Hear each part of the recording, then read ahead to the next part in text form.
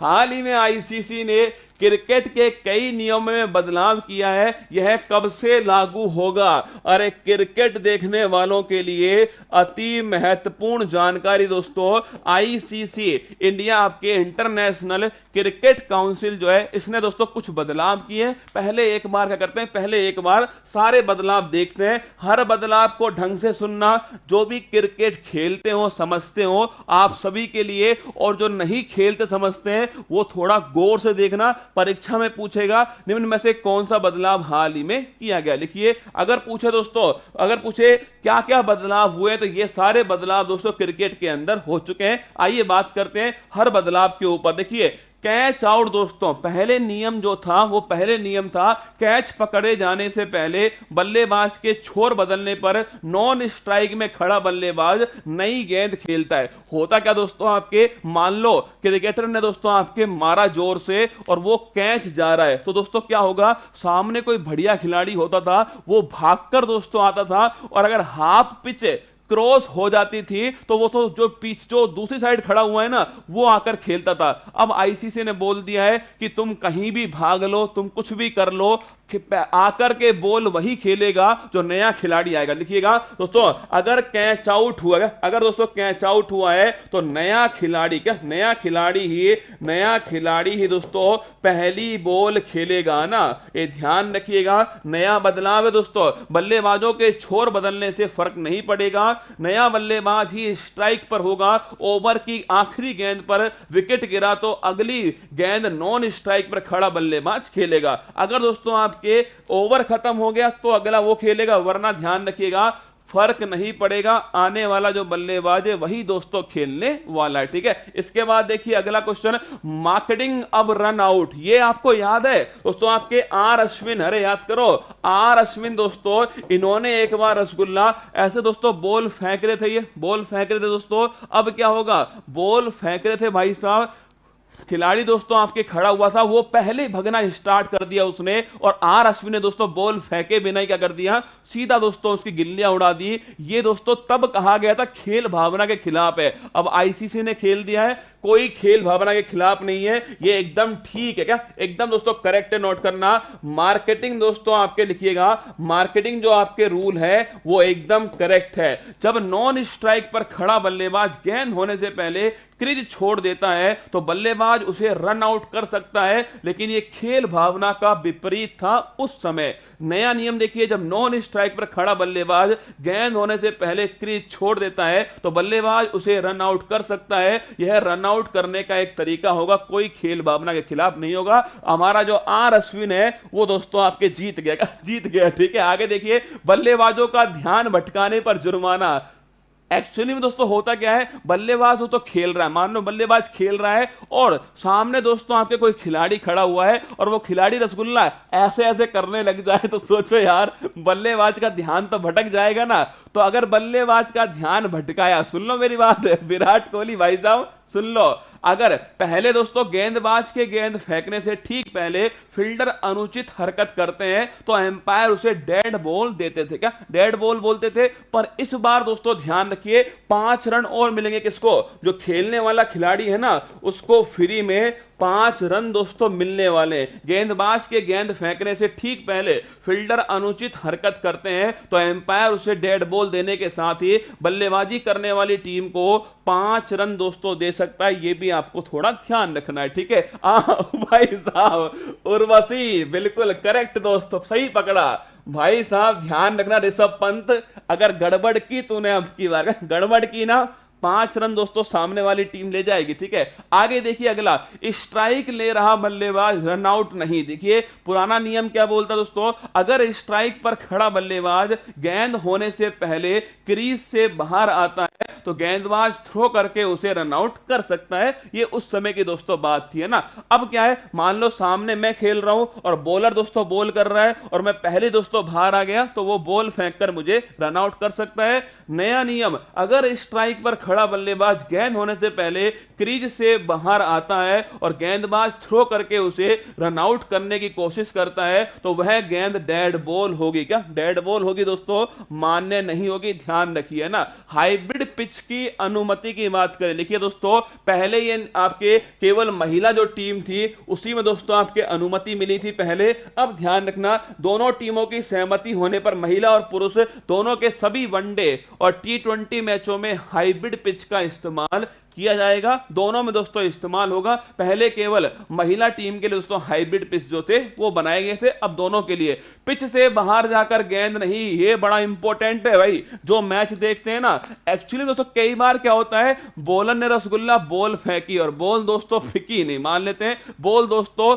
धीमे से फिक गई, अब बॉल दोस्तों कहीं और भाग रही है। अब बैट्समैन रसगुल्ला क्या करता है, बैट्समैन उसके पीछे पीछे भाग रहा है, क्या पीछे पीछे भाग रहा है, उस बॉल पर चौका छक्का दोस्तों मार के आता कौन, बैट्समैन। अब दोस्तों आईसीसी ने साफ साफ कह दिया है कि दोस्तों बॉल अगर जो पिच दोस्तों बनी होती है, आपने पिच दोस्तों देखिए ना, ये पिच दोस्तों जो बनी होती है, यहां पर हमारा रसगुल्ला खेल रहा है, अगर बॉल अगर दोस्तों बैट्समैन जो है वो इस पिच के बाहर गया, पिच के बाहर गया तो बॉल मान्य नहीं होगी। देखिए हर गेंद को खेलते समय बल्लेबाज के शरीर का कुछ हिस्सा पिच के अंदर होना चाहिए, ऐसा नहीं होने पर गेंद डेड बॉल होगी। अब रसगुल्ला नहीं मार पाएंगे। अगर पिच के अंदर होना जरूरी, किसका, बैट्समैन का, पिच के अंदर होना जरूरी है। वनडे में भी धीमी ओवर गति पर बदलेगी फील्डिंग, ध्यान रखना।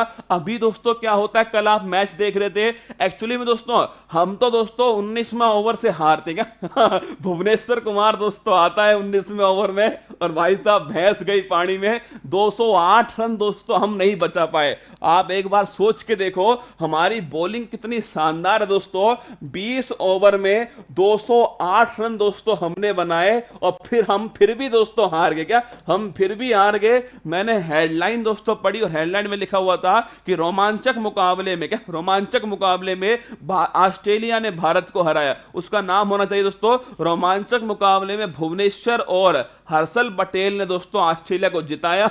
20वां और 19वां ओवर समाप्त किया जाता है, 18वें के बाद सीधा 20वां ओवर आने वाला है। एक्चुअली में दोस्तों होता क्या है, सुनना मेरी बात को, हम धीमी गति से बॉल करते हैं दोस्तों, आपके बातचीत करने में लग गए कौन, कप्तान भाई साहब, धीमी गति से बॉल करते हैं दोस्तों। पहले केवल जुर्माना, क्या केवल दोस्तों आपके 20% फीस काट ली, 30% फीस काट ली, पहले ऐसे होता था। अब क्या होगा, अगर दोस्तों 20वां ओवर जो है वो पहले से जो निर्धारित दोस्तों आपके जो समय है उस पर नहीं फेंका गया, ध्यान रखना, अगर उस पर नहीं फेंका गया तो एक खिलाड़ी दोस्तों आपके अंदर आ जाए, किसके अंदर, एक खिलाड़ी जो है अतिरिक्त फील्डर 30 गज के दायरे के अंदर होगा।